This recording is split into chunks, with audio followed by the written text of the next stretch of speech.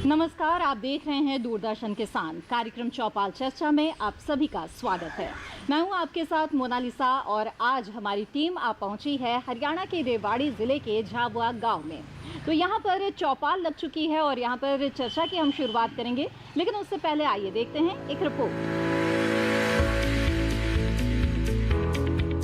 किसान आय को बढ़ाने के लिए स्थान विशिष्ट एकीकृत कृषि को बढ़ावा दिया जा रहा है। संयुक्त कृषि प्रणालियों को बढ़ावा देकर अधिक उत्पादकता को सतत लाभकारी और जलवायु प्रत्यास्थ बनाने के प्रयास जारी हैं। प्राकृतिक संसाधन संरक्षण और मृदा नमी के संरक्षण उपायों को अपनाने पर बल दिया जा रहा है। मृदा उर्वरता एवं सूक्ष्म पोषक तत्वों के प्रबंधन उपाय किसानों को बताए जा रहे हैं। मृदा परीक्षण के आधार पर समुचित उर्वरक प्रयोग से मृदा स्वास्थ्य प्रबंधन किए जाने पर बल दिया जा रहा है। प्रति बूंद अधिक फसल के लक्ष्य को पाने हेतु कुशल जल प्रबंधन तकनीकी की जानकारी किसानों को दी जा रही है। जल संसाधनों के उचित प्रबंधन और उपयोग से किसानों की क्षमता बढ़ाने का सरकारी प्रयास किया जा रहा है। वर्षा सिंचित कृषि की उत्पादकता सुधारने हेतु राष्ट्रीय सतत कृषि मिशन को प्रभावी रूप से लागू किया जा रहा है। इस रिपोर्ट के बाद चर्चा की हम शुरुआत करें उससे पहले जैसा कि आप देख सकते हैं कि बहुत सारे किसान हमारे चौपाल पर आ चुके हैं, साथ ही विशेषज्ञ मेहमान भी हमारे साथ मौजूद हैं। तो आइए आपका परिचय हमारे विशेषज्ञ मेहमानों से करा दें। हमारे साथ है डॉक्टर फूलकंवर हुड्डा जी, जो कि खंड कृषि अधिकारी बावल हैं, और इसके साथ ही डॉक्टर जोगिंदर सिंह यादव जी हमारे साथ मौजूद है, वरिष्ठ संयोजक कृषि विज्ञान केंद्र बावल। साथ ही सत्यवान सिंह जी हमारे साथ हैं, कृषि विकास अधिकारी झाबुआ, और डॉक्टर रवि प्रकाश हैं, कृषि विकास अधिकारी बावल से। आप सभी का बहुत बहुत स्वागत है। और इस चौपाल की हम शुरुआत करेंगे। आज इस कार्यक्रम में हम खास तौर पर राष्ट्रीय कृषि सतत विकास मिशन के बारे में चर्चा करेंगे। काफ़ी स्कीमें चली हुई हैं जो किसानों की आय को दोगुनी करने के लिए प्रयासरत है जी। उसमें जो ना राष्ट्रीय कृषि विकास योजना राष्ट्रीय इसके तहत है, और जो राष्ट्रीय खाद्य सुरक्षा मिशन आत्मा स्कीम है, ये महकमे की कई स्कीमें ऐसी चल रही हैं। इम्प्लीमेंट्स पर सब्सिडी है जी, उसके तहत जो है ना किसानों को जो ना अनुदान पर ट्रैक्टर माउंटेड स्प्रे पंप पे, मैनुअल स्प्रे पंप पे, जीरो टिल मशीन, रूटावेटर, इन पर जो है किसानों को 40% सब्सिडी पर, जनरल स्कीम के लिए जो एससी कैटेगरी के फार्मर हैं उनके लिए जो है 50% और ओमेन के लिए 50% सब्सिडी पर ये जो है ना इम्प्लीमेंट्स दिए जा रहे हैं सरकार की तरफ से। सॉइल हेल्थ कार्ड की बात करें या किसानों के खर्चे कैसे घटें, या विभिन्न नई फसलें हम इंट्रोड्यूस करें वहाँ जो ज़्यादा आमदनी दे सकती हो, और साल भर मल्टीपल क्रॉपिंग की भी बात करते हैं ताकि ऐसी कृषि प्रणाली बने कि किसानों के खर्चे कम हो और उत्पादन ज़्यादा हो, गुणवत्ता उनकी बढ़े, महंगे भाव पे वो बिके और उसको मार्केट उपलब्ध हो। इन सभी के ऊपर प्रशिक्षण शिविर है, बहुत आयत में किए जा रहे हैं। हम जो है उसकी फसल भूमि की उपजाऊपन कैसे बढ़े, जो हमारा पराली को जलाते थे उस पे बहुत काम किया है।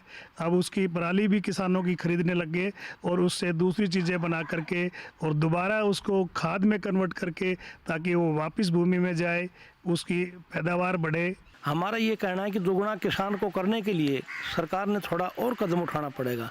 जैसे बहुत अच्छा है प्रधानमंत्री जी ने जो 500 रुपये किसान के किए हैं, ये कम है। किसान की बहुत ज़्यादा लागत है और किसान के रेट थोड़ा बढ़ने चाहिए। जो कृषि का जो है सरसों है, गेहूं है, किसान के बहुत ज़्यादा पैसे लग जाए जब किसान गेहूं 4-5 महीने में तैयार करता है।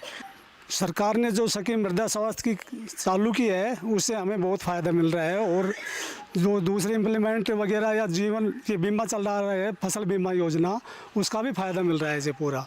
पहले जो किसान अंधाधुंध खाद उपयोग करता था, किसान को यही नहीं पता था कि मेरे खेत में किस चीज़ की कमी है, कौन सा खाद डालना है। तो एक पारंपरिक खेती हो रही थी, तो उसके लिए हमने एक सॉइल हेल्थ कार्ड जो हमारी स्कीम चली हुई है हमारे विभाग में, उसमें हर गांव में हम लोग लगभग हर किसान को कवर कर रहे हैं ताकि सबके पास एक स्वास्थ्य कार्ड हो, जिससे उसको पता हो कि उसको उसके खेत में किस खाद की कमी है और उसे कौन सा खाद कितनी मात्रा में डालना चाहिए। जो पहले हमारी देसी किस्में थी उनकी उत्पादन क्षमता कम थी, लेकिन जैसे जैसे पॉपुलेशन बढ़ी है, आबादी बढ़ी है, तो हमें ज़्यादा पैदावार की ज़रूरत थी, जिसको पूरा किया है संकर किस्मों ने।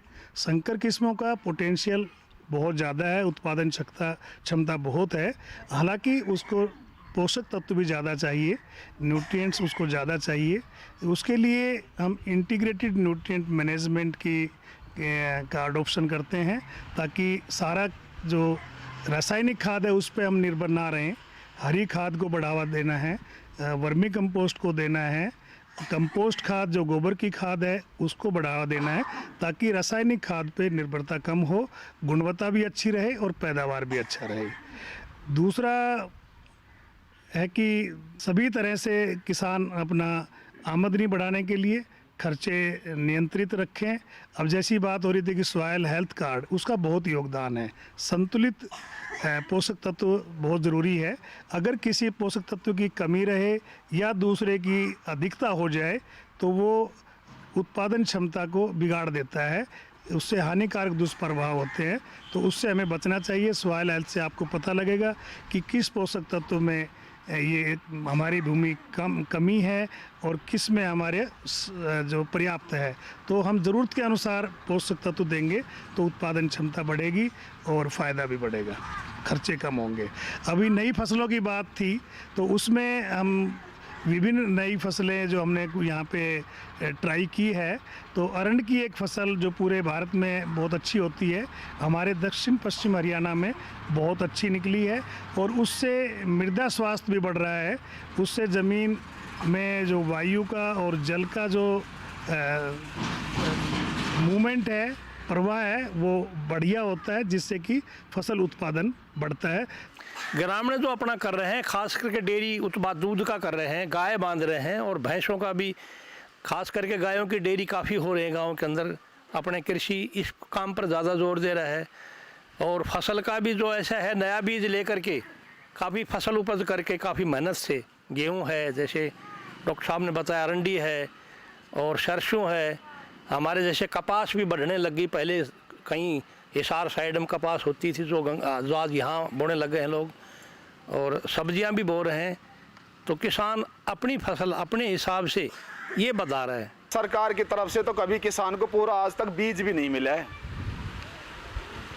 जितना बीज सरकार ने आज 1000 करोड़ ग्रांट आवंटित कर दिया कृषि क्षेत्र पे, कोई भी एक भी सरकारी बीज आज, अगर प्राइवेट बीज जितना भी पाइनर की सिरसू है, पाइनर का बाजरा है, ये सब प्राइवेट से किसान ले लेके कमर टूट चुके किसान की। कुछ किसान भाई हमारे हैं जो समय पे ही विश्वविद्यालय द्वारा तैयार किया हुआ बीज या सरकारी संस्थाओं का बीज लेकर के और उसकी उतनी ही देख रेख, उतने ही उपजाऊ खेत में करते हैं, तो उनकी उतनी ही उत्पादन क्षमता आती है जिस तरह की दूसरे की आती है। थोड़ा 19-20 हो सकता है, लेकिन गुणवत्ता, सरकारी जो बीज होते हैं उसकी गुणवत्ता में कभी भी कोई कमी नहीं होती है। ये थोड़ा सा मैं ठीक करना चाहूँगा इस बात को। और यदि उत्तम बीज लेकर के और उन्नत तकनीक, लेटेस्ट टेक्नोलॉजी जो अगर अपनाई जाए, सभी तरह बिजाई का समय, लाइन से लाइन की दूरी, खरपतवार नियंत्रण, खाद प्रबंधन, सिंचाई प्रबंध, जितना ज़रूरत है उतना दें, कई बार बहुत कम या ज़्यादा रह जाता है, तो इन सब चीज़ों का ध्यान रखें तो शर्तिया तौर पे पैदावार भी बढ़ेगी, खर्चे कम होंगे, आमदनी बढ़ेगी। जैसा कि मैंने बताया, जो मृदा स्वास्थ्य कार्ड है, हम पहले जब स्कीम चली थी उस वक्त एक मुश्तिल पे यानी कि 25 किले के ऊपर सिर्फ 1 एकड़ को, 4 एकड़ को हमने कवर किया था, जिस वजह से हर किसान और हर खेत कवर नहीं हो पाया था। अगर मान लो किसी किसान के पास 10 एकड़ ज़मीन है तो हो सकता है उसका 1 एकड़ या आधा एकड़ ही जिसका कार्ड बन के आया हो, और झाबुआ गाँव में मेरे ख्याल से 300 से ज़्यादा कार्ड बट चुके हैं। अब जो आदर्श ग्राम विकास के तहत जो पायलट प्रोजेक्ट चलाया जा रहा है, क्या आपको लगता है इससे हर किसान के हाथ में ये कार्ड आ जाएगा? और जब आ जाएगा तो हम जानना चाहेंगे कि आपके क्षेत्र में खास तौर पर कब तक उम्मीद कर सकते हैं कि उनके हाथ में ये कार्ड होगा और किस तरह से उसका लाभ उठा सकते हैं? पहली बात ये है कि हमने जो पिछले लास्ट ईयर में जितने भी कार्ड डिस्ट्रीब्यूट किए हैं, उनमें जैसे डॉक्टर सतवान ने बताया है आपको कि उसमें 25 एकड़ में से 4 सैंपल लिए गए थे, यानी कि 4 एकड़ कवर हुआ है उसमें। तो उस 4 एकड़ से हमने उन 25 एकड़ का भी कार्ड डिस्ट्रीब्यूट किया है।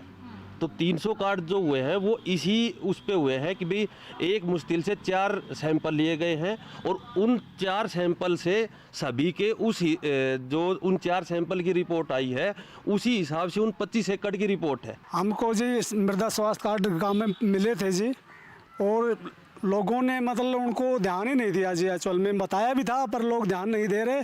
कुछ लोग ऐसे हैं जी कि अपनी जाके टेस्टिंग कराते हैं जी। तो जाना हमने कि किस तरह से झाबुआ गांव में मृदा स्वास्थ्य कार्ड योजना चलाई जा रही है और जिन किसानों के पास ये कार्ड उपलब्ध है उन्होंने इसका लाभ भी उठाया है, लेकिन कई ऐसे किसान हैं जो अब तक इसकी जानकारी को अपने खेतों तक नहीं ला पा रहे हैं। तो ऐसे में वो किस तरह से इस जानकारी का लाभ उठाएंगे और अपनी खेती को उन्नत बना सकते हैं, इस पर भी चौपाल चर्चा में हम आगे भी बातचीत जारी रखेंगे। लेकिन फिलहाल वक्त हो गया एक छोटे से ब्रेक का। हम जल्द हाजिर होंगे। आप बने रहें दूरदर्शन किसान पर। हर गांव पर नजर, हर तकनीक पर पकड़, खबर मौसम की हो या हो हाट बाजार, दिखाएंगे देश की प्रमुख हलचल और खेती किसानी से जुड़ी हर बात। देखिए किसान समाचार रोजाना दोपहर 1:30 पर और शाम 7 बजे। ब्रेक के बाद आप सभी का फिर से स्वागत है। आप देख रहे हैं कार्यक्रम चौपाल चर्चा। चौपाल चर्चा कार्यक्रम में आज हम मौजूद है हरियाणा के झाबुआ गांव में। तो बातचीत का जो सिलसिला है उसे हम आगे जारी रखेंगे, लेकिन उससे पहले आइए देखते हैं एक रिपोर्ट। राष्ट्रीय सतत कृषि मिशन को सफल बनाने हेतु नवीन प्रौद्योगिकी को बढ़ावा दिया जा रहा है। प्रौद्योगिकी को बढ़ावा देने के साथ ही किसानों को संकर किस्मों के बीज प्रयोग करने होंगे। उन्नत और विकसित प्रौद्योगिकी से खेती कर किसान अधिक लाभ पा सकते हैं। प्रौद्योगिकी किसान खर्च को कम करने में सहायक है। उन्नत प्रौद्योगिकी से तुरंत खेत को बुआई के लिए तैयार किया जा सकता है। पानी बचाव के लिए बांध निर्माण और स्प्रिंकलर और ड्रिप सिंचाई तकनीकी का प्रयोग किया जाना चाहिए। गोबर गैस संयंत्र भी किसान खर्च को कम करने और आय वृद्धि में सहायक है। इस चौपाल चर्चा में बातचीत को आगे बढ़ाते हैं और जो किसान हैं उनकी आमदनी दुगनी करने के लिए कई तरह के प्रयास किए जा रहे हैं और खेती की उन्नत तकनीकों को अपनाने पर बल दिया जा रहा है। यंत्रों की बहुत बड़ी भूमिका है कृषि में कि विभिन्न तरह की जो मशीनें हैं बिजाई संबंधित, जैसे जीरो टिल मशीन है, बेड प्लांटर है, रोटावेटर है, जिनको हम आवश्यकता के अनुसार उपयोग में ला सकते हैं। जहाँ रोटावेटर की ज़रूरत है, घास अगर ज़्यादा हो गई है, खरपतवार ज़्यादा हो गई है और कई साल तक उसमें गहरी जुताई नहीं हुई है, तो वहाँ रोटावेटर यूज़ कर सकते हैं। अन्यथा हमारी जीरो टिल को भी हम बढ़ा रहे हैं। तो जीरो टिल में उससे भूमि की उपजाऊ शक्ति बढ़ती है। अगर हम साल दर साल लेते हैं 3-4 साल तक लगातार, उसमें रेजिड्यू भी थोड़ा छोड़ते हैं। जैसे धान और गेहूं प्रणाली में ये बहुत सक्सेसफुल हुई है। सत्यवान जी, ऐसे में जानना चाहेंगे कि बड़े यंत्र ही नहीं बल्कि बहुत सारे छोटे यंत्र भी होते हैं जो किसानों के लिए ज़रूरी होते हैं, उपयोगी होते हैं। हर आदमी ही जो है इतना बड़ा फार्मर नहीं है जो कि ट्रैक्टर भी रख ले या हर मशीन का इस्तेमाल कर ले। तो इसलिए छोटे किसान को भी तवज्जो दी जाए कि उनका जैसा केसीसी है, लोन है, आज किसान ट्रैक्टर लेता है वही 12-13% या 10% का ब्याज उससे किसान से पड़ता भी नहीं, उसने अपनी ज़मीन बेचनी पड़ती है। जैसे हमारे जितने भी स्प्रे पंप होते हैं, चाहे वो मैनुअल स्प्रे पंप हो, चाहे बैटरी ऑपरेटेड स्प्रे पंप हो या ट्रैक्टर माउंटेड स्प्रे पंप हो, उन सब पे ही हमारी सरकार सब्सिडी दे रही है, जिसमें 50% अनुदान पर वो सारे यंत्र किसानों को उपलब्ध है। हर साल इसका ऑनलाइन रजिस्ट्रेशन करवाना होता है किसानों को और उसके हिसाब से लकी ड्रॉ के हिसाब से किसानों को मिलते हैं वो। इसमें हैंड व्हील हो आता है एक जो बहुत पुराना यंत्र है, तो वो कारगर सिद्ध हो सकता है इस उसमें छोटे यंत्रों में, जिसको कि अपने जो लेडीज़ बहनें हैं वो भी चला सकती है, बच्चा भी चला सकता है। वो अपना एक खरपतवार नाशक के रूप में उसको यूटिलाइज कर सकते हैं हम उसको। हम बिल्कुल सेटिस्फाई हैं। किसान हमारी सरकार हमारी खूब सहायता कर रही है, लेकिन किसान को पर कैसे करता है वो? कुछ किसान हैं मेहनत करके अच्छी पैदा लेते हैं, कुछ किसान हैं वो मेहनत नहीं करेंगे तो पैदा कैसे होगी? हमें अभी भी पता चला है कि ये डॉक्टर साहब ने बताया कृषि में इतने मतलब कार्ड वगैरह, हमें अभी पता चला है इस बारे में। ये जो स्कीम बताई हुई है इनके बारे में हमें अभी इनका उपयोग हम उठाएंगे। सरकार से हमको अच्छी स्कीम चाहिए, जैसे मधुमक्खी की ट्रेनिंग हुई उसमें बढ़ावा देना चाहिए, सिलाई में बढ़ावा देना चाहिए, जैसे डेयरी हुई, वर्मी कंपोस्ट खाद हुए, उसमें सब कुछ में बढ़ावा चाहिए महिलाओं के लिए। तो हमारे साथ मौजूद महिला किसानों ने बहुत ही महत्वपूर्ण बात कही है महिला उद्यमिता को लेकर। इस बातचीत को भी चौपाल चर्चा में हम आगे बढ़ाएंगे, लेकिन फिलहाल कार्यक्रम में वक्त हो गया है एक छोटे से ब्रेक का। हम जल्द हाजिर होंगे, आप बने रहें दूरदर्शन किसान पर।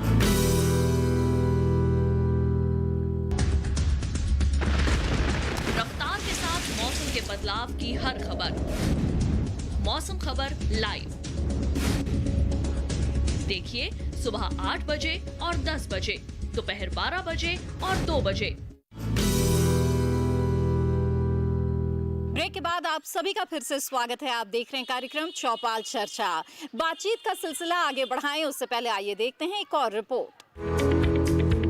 अनुसंधान विकास प्रौद्योगिकी का व्यावहारिक बुनियादी ढांचे के माध्यम से क्षमता निर्माण कर प्रयास किए जा रहे हैं। राष्ट्रीय सतत कृषि मिशन की सफलता के लिए बीज, जल, कीट, पोषक तत्व प्रबंधन पर बल दिया जा रहा है। कृषि पद्धतियों, ऋण, बीमा, बाजार और सूचना के माध्यम से आजीविका विकास का काम किया जा रहा है। उद्यमिता विकास और मूल्य संवर्धन तकनीकी का प्रशिक्षण किसानों को दिया जा रहा है। सरकारी संस्थानों में किसानों को प्रशिक्षण सुविधाएं उपलब्ध कराई जा रही हैं। मिशन में कृषि सह व्यवसायों से भी किसानों को अवगत कराया जा रहा है। बंजर भूमि जोखिम प्रबंधन जानकारी और जैव प्रौद्योगिकी उपयोग को मिशन के कार्यक्षेत्र में शामिल किया गया है। किसान आय को बढ़ाने के लिए मधुमक्खी पालन और जैव उत्पाद इकाई स्थापना पर बल दिया जा रहा है। आइए अब बातचीत को आगे बढ़ाते हैं और ब्रेक पर जाने से पहले जिस तरह से हमारे किसान साथियों ने यहाँ पर केसीसी और महिला किसानों की उद्यमिता को लेकर सवाल किए थे और अपनी बात बताई थी, उस बातचीत को यहाँ पर आगे बढ़ाते हैं। महकमे के साथ साथ जी महिलाएं जो ना अपने पशुपालन जैसे डेयरी का कार्य बहुत बढ़िया अच्छी तरह से कर सकती हैं जी। इनसे जो ना महिलाएं की भी और पारिवारिक और परिवार की जो ना आमदनी दोगुनी हो सकती है। कृषि के साथ साथ अपनी जो ना पशुपालन विभाग हमारे और जो ना पशुओं के गाय भैंस के लिए भी लोन देती है सरकार। उनसे लोन लेकर अपने जो ना 1-2 पशु का जो ना कार्य शुरू करो, उसके बाद जो ना इनकम बढ़ेगी और साथ साथ एग्रीकल्चर का काम भी, खेती बाड़ी का काम भी उसके साथ साथ चले जाएगा। हम महिला उद्यमिता पर और युवा किसानों के लिए बहुत से प्रशिक्षण शिविर चलाते रहते हैं समय समय पर, जो कि सामान्य वर्ग से भी और अनुसूचित जाति के लिए भी विशेष तौर पे है। हमारे यहाँ डेयरी पालन पे और मधुमक्खी पालन, कीटनाशकों का छिड़काव कैसे करें, कितना करें, कब करें, उसकी मशीनें, इन सब पे, और सब्जी और फल प्रोसेसिंग के ऊपर विभिन्न तरह के सिलाई, कढ़ाई, बुनाई, इससे संबंधित समय समय पर महिलाओं के लिए इस केंद्र, कृषि विज्ञान केंद्र पर प्रशिक्षण शिविर आयोजित किए जाते हैं। क्योंकि बड़े लेवल पे डेयरी फार्मिंग प्रोजेक्ट करना, उसमें मैन पावर का इशू रहता है, लेकिन जो आज के जिनमें मशीनें चल रही हैं, दूध निकालने वाली मशीनें जो हैं, उनका अच्छे से उपयोग करके और एक अच्छा लाभ कमाया जा सकता है डेयरी फार्मिंग के थ्रू। अगर आप 50, 60 या 40 भैंसों से अगर काम स्टार्ट करते हैं तो उससे बहुत बेनिफिशियल है। जैसा कि आपको पता है कि भाई पशुधन पे बात चल रही है, भाई पशुधन आपके पास है, पशुधन से आप दोनों तरीके से दूध घी बेच के भी आप अपना काम चला रहे हो। दूसरा, इसके साथ साथ आप वर्मी कंपोस्ट यूनिट लगा सकते हो। वर्मी कंपोस्ट यूनिट के लिए आपको जो इनिशियल कॉस्ट है वो 0 पे आ जाएगी, जो 0 कॉस्ट से स्टार्टिंग होगी, क्योंकि आपके पास पशुधन है और उसी का गोबर आपका वर्मी कंपोस्ट यूनिट के लिए काम आ जाएगा। उससे आपकी जितनी ज़्यादा उपजाऊ शक्ति, जो ज़मीन की उपजाऊ शक्ति है, जितनी ज़्यादा वर्मी कंपोस्ट से होती है, किसी चीज़ से नहीं हो रही आज के दिन। आप उसको 3 साल तक कंटिन्यू यूज करो, उसके बाद आपको रासायनिक खाद की जरूरत नहीं पड़ेगी। किसान को मदद क्या मिल रही है? जब एक जो हमारी फसल को खरीदता है उसको 50 लाख KCC और हमारा 12 साल पहले का 3 लाख KCC है। मेरा ये पॉइंट है KCC के लिए। केसीसी सिर्फ एक किसान को मिलता है और वो बैंक की लिमिट है। अगर पर एकड़ आपको 70,000 रुपये, 1 लाख रुपए या 1.5 लाख रुपए के आसपास मिलता है।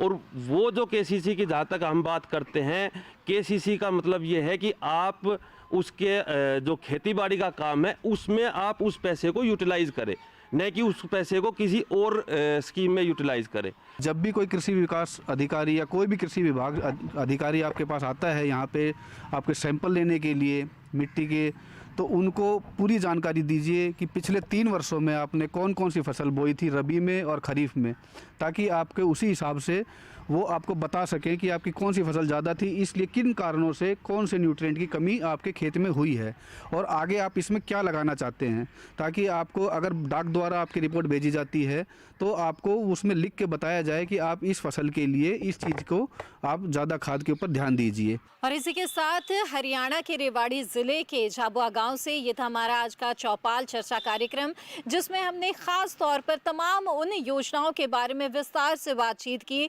जो किसानों की आमदनी को दुगना करने के उद्देश्य को पूरा करने के लिए बहुत ही अहम है। इसके बारे में जहां किसानों ने बताया कि कुछ योजनाओं का लाभ उन्हें मिल रहा है और जिन योजनाओं के बारे में जानकारी नहीं है उसके बारे में बहुत ही विस्तार से पूरी जानकारी विशेषज्ञ मेहमानों ने यहाँ पर किसानों को दी है, तो हम ये उम्मीद कर सकते हैं कि इन जानकारियों का लाभ आगे से ये तमाम किसान जरूर उठाएंगे।